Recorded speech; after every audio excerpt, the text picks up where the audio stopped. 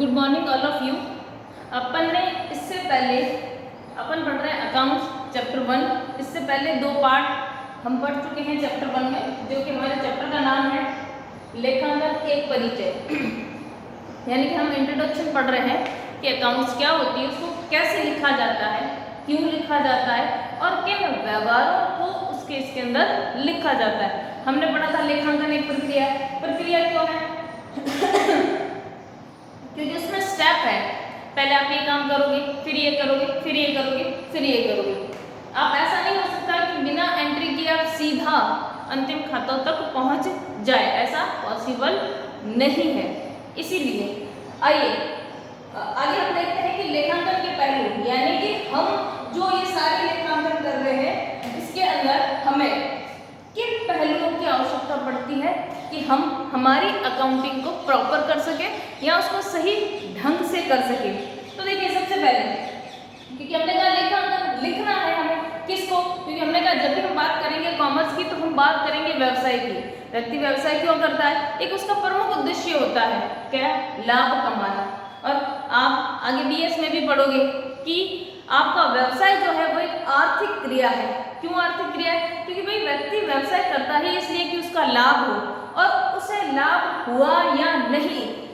अगर आपने कोई व्यवसाय किया है, मान लीजिए सपोज कीजिए आपने कोई दुकान लगाई है, तो आप साल के एंड में ये जानना तो चाहोगे कि इस दुकान को लगाने से मुझे फायदा हुआ या नुकसान। तो यहाँ पर हम यही कर रहे हैं, हमने एक दुकान लगा ली है और अब उस फायदे और नुकसान को जानने के लिए ही हम अकाउंटिंग करते हैं। यानी कि हमने किसी भी व्यवसाय को लगाया है, व्यवसाय किया है, तो उन व्यवसायों में जो भी हमने लेन देन किए हैं, हमें उन लेन देनों से फायदा हुआ है या नुकसान हुआ है, इसी का लेखांकन है। और हमेशा आपको पता होगा जब भी हम बात करते हैं आर्थिक क्रिया है, यानी कि बात हम अर्थ की क्या कर रहे हैं? अर्थ की। और अर्थ का मतलब होता है पैसा। बिना अर्थ सब व्यर्थ होता है, यानी बिना पैसों के आपका कोई भी काम संभव नहीं। और हमने व्यवसाय भी इसीलिए लगाया कि हमें लाभ हो, हमें पैसा प्राप्त हो। अब हम साल के एंड में जानना चाहेंगे कि हमें प्रॉफिट हुआ या नहीं। इन्वेस्टमेंट हमने किया, दुकान लगाई, उस दुकान से हमें इन्वेस्टमेंट हुआ यानी कि हमें प्रॉफिट हुआ या नहीं। और यही जानने के लिए हम अकाउंटिंग करते हैं। लेकिन इस अकाउंटिंग का एक प्रोसेस, एक प्रक्रिया है, तो हम इसको पहले समझेंगे कि किन किन चीज़ों का हमें इसमें समावेश करना है, किसको लिखना है, किसको नहीं लिखना है, कौन सी चीज़ें हमारे खर्चे हैं, कौन सी हमारी संपत्तियां हैं। तो उन सारी चीज़ों का समावेश करते हुए हम अकाउंटिंग करेंगे। तो इसके लिए हमें कुछ थ्योरी पार्ट पढ़ना पड़ता है पहले, और हम उसी थ्योरी पार्ट का पोर्शन पढ़ रहे हैं। 2 पार्ट हमने पढ़ लिए, थर्ड है हमारा। अब देखिए लेखांकन के पहलू, ये सब आपकी किताबों में कुछ डिटेल में दे रखे हैं, मैं आपको सबको सरल भाषा में बता रही हूँ। देखिए लेखांकन के पहलू, सबसे पहले क्या है? आर्थिक घटना। भाई हम लेखांकन करेंगे, लिखेंगे, पर किसको लिखेंगे? हमने शुरू में भी पढ़ा था उन व्यवहारों को जिसको हम किस में माप सके? मुद्रा में। तो आर्थिक घटनाओं का मतलब ही यही होता है कि ऐसी आर्थिक घटनाएं, ऐसे लेन देन जिसके परिणाम को किस में मापा जा सके? मुद्रा में। अगर हम किसी परिणाम, देखो एक वर्ड आया जिसके परिणाम को मुद्रा, परिणाम का मतलब क्या है कि हमने कोई चीज खरीदी, बेची, तो उससे हमको क्या हुआ? प्रॉफिट हुआ कि लॉस हुआ, वो सारी चीजें। और क्या परिणाम हो सकता है? हमने किसी व्यक्ति को अपॉइंट किया, वो काम कर रहा है, तो उसके बदले हम उसको क्या दे रहे हैं? सैलरी दे रहे हैं। तो ये सारे व्यवहार है, और इन सारे व्यवहारों का इफेक्ट किस पर बढ़ रहा है? पैसे पर। या तो पैसा आ रहा है या फिर पैसा जा रहा है। हम किसी वस्तु को, मान लीजिए मेरी दुकान है और मैंने वस्तु बेचने के लिए खरीदी, तो हमने क्या प्रोसेस किया? क्रय किया। तो हमने कोई माल खरीदा तो उसके लिए हमने क्या पेमेंट किया? पैसा। तो हुई कि नहीं हुई आर्थिक घटना?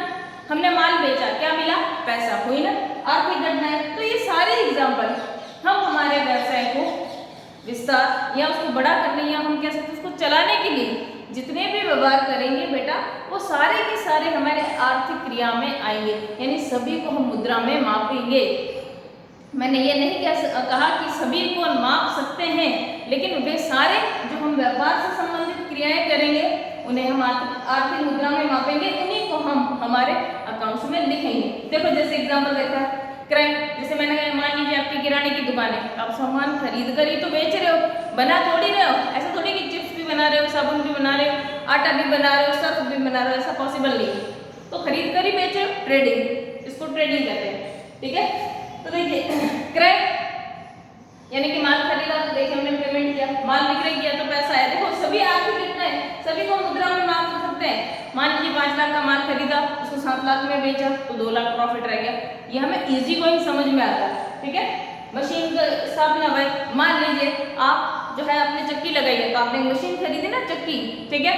तो वो मशीन ऐसा नहीं कि खरीद कर लाते ही स्टार्ट हो जाएगा, ऐसा पॉसिबल नहीं। बहुत सी मशीनों को हमें इसको स्टैब्लिश कराना पड़ता है, नहीं स्थापना। जैसे आपके पास बहुत अच्छी एग्जाम्पल है कि अगर हम एसी खरीद के लाते हैं तो क्या सर पे उठा के ले आए और लाते ही चालू हो जाएगा, क्या नहीं, उसकी फिटिंग करवानी पड़ेगी, यानी कि उसको स्टैब्लिश करवाना पड़ा, हमें उसका स्थापना कराना, तो उसके अंदर भी लगने वाली सारी कॉस्ट भी उसी के अंदर जुड़ जाती है।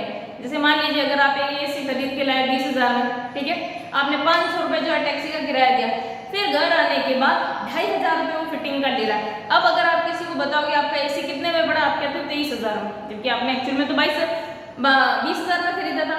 तो यानी कि जो भी चीज़, जो भी माल हम खरीदते हैं उसके साथ लगने वाला सभी व्यय भी उसके अंदर इंक्लूड होता है।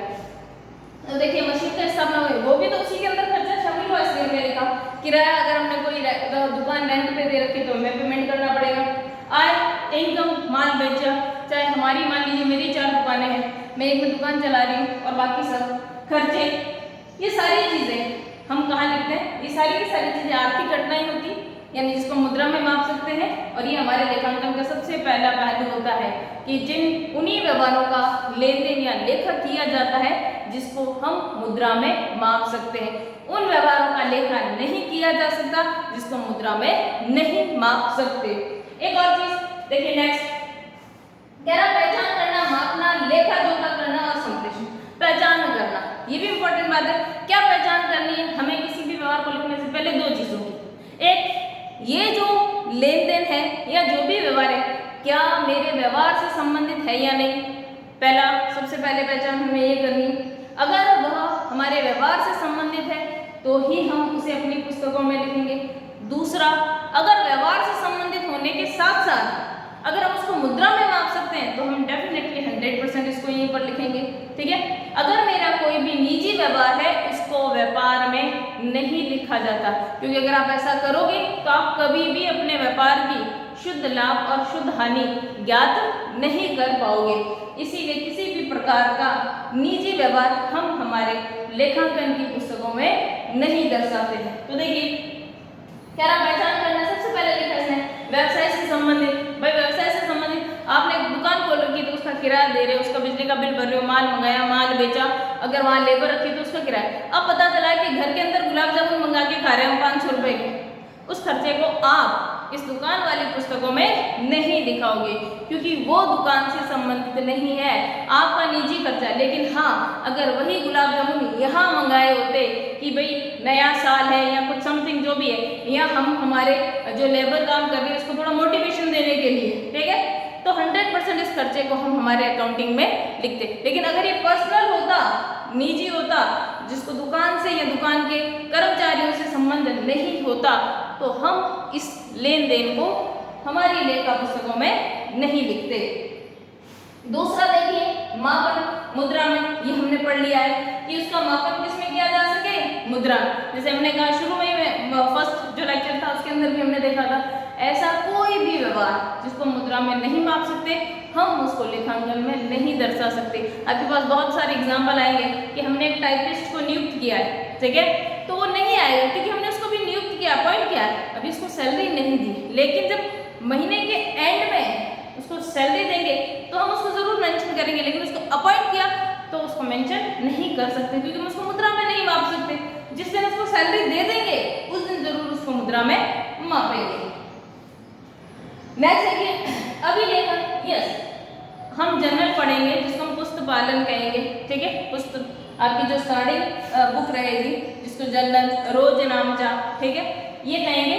उसके अंदर हम अभिलेखन हम एंट्रियां करनी जब सीखेंगे तो आपको बताया जाएगा काल क्रम के अनुसार, यानी डेट वाइज करते। सभी ऐसे ही करते हैं, आप होमवर्क भी करते हो, है ना, आज का काम आज करोगे, कल जो कराएंगे वो कल करेंगे। ऐसा कभी होगा कि आपने अक्टूबर का काम पहले कर लिया और सितंबर का बाद में, ठीक है, ऐसा पॉसिबल नहीं है। कालक्रम के अनुसार का मतलब होता है डेट वाइज रखेंगे, पहली तारीख की एंट्री वो पहले आएगी, फिर दूसरी की, फिर तीसरे की, चौथे, पांचवी, छठा, इस तरह से आपके कालक्रम के अनुसार एंट्रियां की जाएगी। नेक्स्ट देखो क्या कहते हैं संप्रेषण। संप्रेषण का मतलब था कम्युनिकेशन, जहां चीजों को जो सूचनाओं को, चीजों को नहीं कह सकते हम, सूचनाओं का लेन देन होता है उसको कहते हैं कम्युनिकेशन या संप्रेषण। ठीक है, जैसे आप फोन पे बात करते हो, ये भी एक आपका कम्युनिकेशन है। आपने किसी को कुछ कहा, उसने आपको कुछ रिप्लाई दी, कुछ सूचनाएं आपके पास थी, कुछ उसके पास थी, आपने अपनी सूचना उसको दी, उसने अपनी सूचना आपको दी। ये ठीक है संप्रेषण। तैयार की गई सूचनाएं, तैयार की गई सूचनाओं का क्या मतलब है, यानी कि जब हमने लेखांकन कर लिया और हमने अंतिम खाते तैयार कर लिए, उन सूचनाओं की बात कर रहा है। तैयार की गई सूचनाओं का क्या मतलब है, अंतिम खाते एक तरह से। प्रबंध को यानी कि मैनेजर। क्यों, सबसे ज्यादा उसी को इफेक्ट, सबसे पहले उसी को तो पता करना है कि क्या प्रॉफिट रहा और क्या लॉस रहा। ठीक है, प्रबंध को एवं दूसरे आंतरिक या बाह्य उपयोगकर्ताओं को। देखो एक विशिष्ट रूप है, मैंने यहाँ लिखा भी है विशिष्ट रूप यानी कि विशिष्ट रूप का मतलब ये होता है कि आप उसको एक फिक्स फॉर्मेट के अंदर फिट करोगे उन सूचनाओं को। ऐसे नहीं कि एक कच्चा बना लिया जैसे सब्जी वाले करते हैं, पकड़ा दिए ला टोटल कर लेना, कितने रुपए मांगते और कितने नहीं, ऐसा नहीं होगा। हम उसको सिस्टम से करेंगे कि भाई हमारे पास जो भी सूचना है उसको सिस्टमेटिक फॉर्मेट में, P&L चाहिए तो P&L तैयार है, ट्रेडिंग है तो ट्रेडिंग, ठीक है, बैलेंस शीट तो बैलेंस शीट, आपको जो चीज चाहिए, कैश फ्लो चाहिएगा तो कैश फ्लो, ठीक है, आपको जो चीज चाहिए उसको एक सिस्टमेटिक फॉर्मेट में उन उससे संबंधित सूचनाओं को उसके अंदर फिट करके फिर देते हैं। इसीलिए इन्होंने लिखा एक विशिष्ट रूप में, जो चीज उस व्यक्ति के काम की है हम उसको भेजेंगे जिस भी फॉर्मेट में उसको जानी चाहिए। ठीक है, तो उसको संप्रेषण करना। नेक्स्ट देखिए संगठन। अभी हमने इतनी सारी बातें कर ली, हमें व्यवहार को लिखना चाहिए, मुद्रा में मापना चाहिए, ठीक है, व्यवसाय से संबंधित एक संगठन तो होना चाहिए। संगठन का मतलब क्या है, संगठन का मतलब है वह एक संगठन जो कि व्यापार करता है या व्यावसायिक उद्यम है और जिसका उद्देश्य क्या है, लाभ कमाना। हम आगे बहुत सी चीजें पढ़ेंगे, ऐसे बहुत से संगठन हैं जिनका उद्देश्य लाभ कमाना नहीं है। जैसे आपके धर्मशालाएं होती है, मंदिर के ट्रस्ट चलते हैं, इनडायरेक्टली लाभ कमा रहे हैं लेकिन हम रखते उसको उसमें नहीं है। जैसे आपके स्कूल है, ठीक है, बेसिकली एक प्रोफेशनल में आती है लेकिन ये सेवाएं दे रहे हैं, जहाँ सेवाएं दी जाती है वो सारी चीजें उसके अंदर आ जाएगी, जहाँ वस्तुओं का लेन देन नहीं होता। हम उसके लिए अलग से चैप्टर पढ़ेंगे, आपके 12th में है स्टार्टिंग में। अब देखिए संगठन का अभिप्राय क्या, एक व्यवसायिक उद्यम से जिसका उद्देश्य क्या होना चाहिए, लाभ कमाना। भाई लाभ कमाएंगे तभी तो हम व्यवसाय कर रहे हैं। मैं भी अपने घर से इतनी दूर आपके स्कूल तक क्यों आ रही हूँ, क्योंकि किसी न किसी प्रकार का मुझे लाभ हो। जिस दिन मुझे ये लाभ नहीं होगा मैं नहीं आऊँगी। ठीक है, हर व्यक्ति इसीलिए क्रिया कर रहा है अपने जीवन यापन करने के लिए और लाभ कमाने के लिए। ठीक है, तो ये कह रहा है अभिप्राय एक व्यवसायिक उद्यम से है जिसका उद्देश्य क्या होता है, लाभ कमाना। हानि लाभ का हमेशा विपरीत रूप होता है। आपको कहीं भी किसी भी ऑथेंटिक किताब में ऐसा नहीं लिखा होगा कि एक व्यवसायिक उद्देश्य है जिसका उद्देश्य लाभ या हानि कमाना, नेवर। लाभ कमाना होगा ऐसा ही। लैंग्वेज में बहुत सारे लोग बहुत सारे वर्ड इस तरह से काम, लाभ या हानि कमाना नहीं। अगर मैं आपको पहले से कह दूं आओ मेरे साथ दुकान लगाइए और आपको साल के एंड में 5 लाख का नुकसान होगा, तो ये पॉसिबल नहीं है कि आप मेरे साथ आओगे और व्यापार करोगे। इसलिए हानि हमेशा लाभ का विपरीत रूप है। हानि वर्ड आपको ऑथेंटिक किताबों में कहीं भी नहीं मिलेगा। जैसे मैं तो इस साल पास ही नहीं हुआ, आप इनडायरेक्टली क्या कह रहे हो, पास नहीं हुए तो क्या हुआ, फेल हुए, यही मतलब हुआ। तो ये इसका विपरीत रूप है। कोई बच्चा इसलिए नहीं पढ़ता कि मैं बहुत अच्छे अंक से फेल होऊंगा, ऐसा तो कोई नहीं। अगर आप पास नहीं हुए तो क्या हुए, फेल हुए।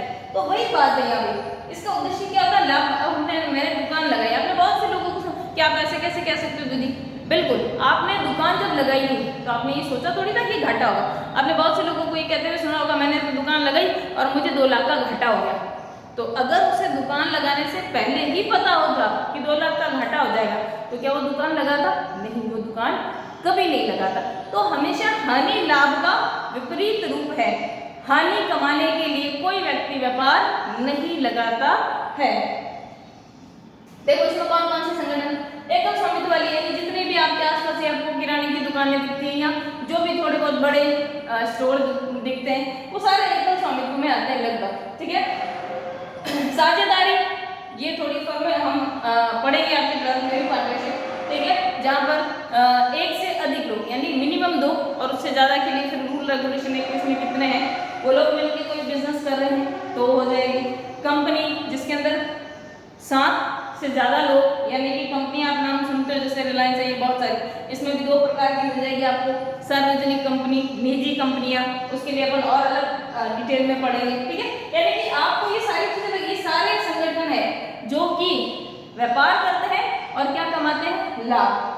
कंपनी है, सहकारी समितियां हैं और अन्य संगठन, कोई भी संगठन हो सकता है जिसका उद्देश्य क्या हो, लाभ कमाना हो, तो उनको अगर वो गवर्नमेंट के रूल के अंतर्गत आते हैं तो उनको अंतिम खाते यानी कि लेखांकन करना अनिवार्य है। जो भी लेखांकन स्टैंडर्ड रूल लागू होते हैं वो सब उनको फॉलो करना भी अनिवार्य है। फोर्थ क्या कह रहे हैं, सूचना से संबंधित उपयोगकर्ता कौन कौन होंगे भी। अब जैसे मान लीजिए आपकी स्कूल चल रही है, ठीक है, यहाँ भी दो तरह के आपके सूचना के उपयोगकर्ता हैं। एक वे लोग जो स्कूल से सीधे सीधे संबंध रखते हैं, जैसे आपके प्रधानाचार्य हो गए, समिति के लोग हो गए, ठीक है, आपके टीचर्स हो गए, ठीक है, आपके यहाँ काम करने वाले कर्मचारी हो गए वो, ठीक है। ये सारे आंतरिक आपके उपयोगकर्ता है कि उनको डायरेक्टली इफेक्ट पड़ेगा अगर आपके स्कूल में कुछ भी चेंजेस आता है तो, ठीक है। बाह्य उपयोगकर्ता कौन होंगे, जैसे आपके स्कूल के पेरेंट्स, समाज, ठीक है, वो बच्चे, हमने लिखा ना निवेशक, इसमें भावी और वर्तमान, जो पेरेंट्स हमारे स्कूल में एडमिशन दिलाने वाले हैं या जिनके बच्चे अभी पढ़ रहे हैं वर्तमान में, वो सारे डायरेक्ट नहीं है, वो क्या है, इनडायरेक्ट है। यानी कि वे सब बाह्य लोग हैं, लेकिन है तो कहीं ना कहीं संगठन से रिलेटेड है। तो हम इनडायरेक्टली कह सकते हैं कि संगठन में भी दो तरह के उपयोगकर्ता होते हैं, एक आंतरिक और एक बाह्य। आंतरिक हम कह सकते हैं वे सारे लोग जो डायरेक्टली उस संगठन से जुड़े होते हैं, और वे सारे लोग जो संगठन से डायरेक्टली नहीं जुड़े लेकिन उसके परिणामों की जानकारी उनके लिए जरूरी होती है। देखो क्या क्या है, अगर हम एक व्यापार कर रहे हैं, मालिक, कर्मचारी हो सकता है, प्रबंधक। अब यहाँ पर प्रबंधक में कई प्रकार के हो सकते हैं, वित्तीय प्रबंधक है, मार्केटिंग वाले हैं, विपणन वाले हैं, उपखंड है, बहुत सारे, इसका लेवल बहुत, आप पढ़ोगे बीएस में भी 3 तरह के होंगे और उसके अंदर भी बहुत सारी कैटेगरी है, लेकिन मैंने एक वर्ड में लिखा है इसको, मालिक, प्रबंधक और कर्मचारी, ठीक है।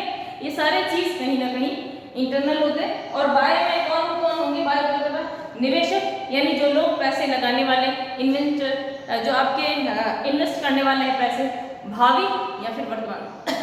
कैसे आप सोचोगे, कैसे कंपनियों के लोग शेयर्स खरीद रहे हैं तो वो क्या होते हैं, आपके निवेशक ही होते हैं। जो शेयर्स खरीद रहे हैं इसका मतलब इनडायरेक्टली आपकी कंपनी में पैसा लगा रहे हैं।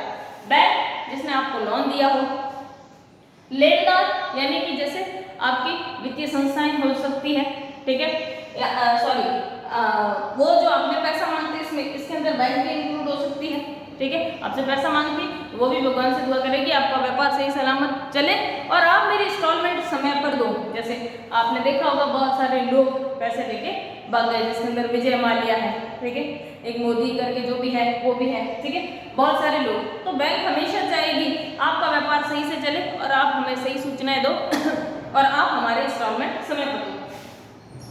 हमारे पास देनदार जो आपको फाइनेंस करने वाला है, अगर आप कहीं से फाइनेंस आपने देखा होगा, आपको कुछ लोन वगैरह भी लेते हो तो आपकी इनकम देखी जाती है, ठीक है, कि आपकी इनकम जो है उसकी शीट ले आइए कि आपको कितनी इनकम होती है। तो वो सारी चीज़ें भी सरकार, गवर्नमेंट आपसे टैक्स लेती है, वो भी आपकी जानकारी रखनी चाहिए, कितना आपको प्रॉफिट हुआ उसके हिसाब से आपसे प्रॉफिट लेगी। कस्टमर, ग्राहक हमेशा वेट करता है, अगर किसी कंपनी को ज़्यादा प्रॉफिट होगा तो वो हमें वस्तुएं कम मूल्य पर उपलब्ध कराएगी और अच्छी क्वालिटी में उपलब्ध कराएगी। इसलिए कहीं ना कहीं ग्राहक भी आपसे संबंधित होता है। आपके पास बहुत सारे उदाहरण हैं, जैसे रिलायंस जियो है, आपको पहले फ्री सिम दी गई थी, डाटा दिया गया था, तो कहीं ना कहीं कस्टमर वेट करता है कि अगर कंपनी को अच्छा प्रॉफिट होगा तो कुछ ना कुछ बेनिफिट मुझे ज़रूर होगा। Thank you. इसके आगे का टॉपिक अपन नेक्स्ट लेक्चर में पढ़ेंगे। आप सब पढ़ने की कोशिश करना, क्योंकि आपकी हिंदी में है पूरी बुक, तो थोड़ी लैंग्वेज टफ हो सकती है। मैंने पूरी कोशिश की है कि इस लैंग्वेज को थोड़ा इजी बनाया जाए ताकि आपको इजी गोइंग समझ में आए। Thank you.